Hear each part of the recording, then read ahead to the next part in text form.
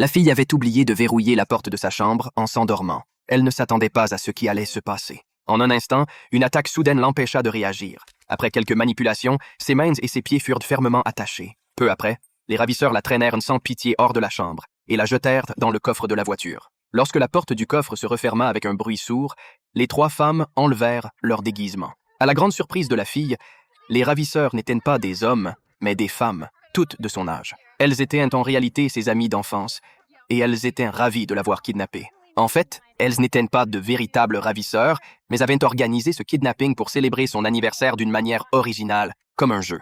Elles voulaient lui faire une surprise. La voiture roulait à vive allure, et elles arrivèrent rapidement à destination. Les trois amies étaient nerveuses et excitées, prêtes à ouvrir le coffre pour libérer la fille. Elles se réjouissaient déjà de la surprise de la jeune femme. La meilleure amie avait même préparé son appareil photo pour immortaliser le moment. Mais lorsqu'elles ouvrirent le coffre, ce qu'elles virent les pétrifia. La fille était déjà toute pâle. Elle était morte en chemin, asphyxiée par une balle de plastique qui avait bloqué sa gorge et mis fin à sa vie.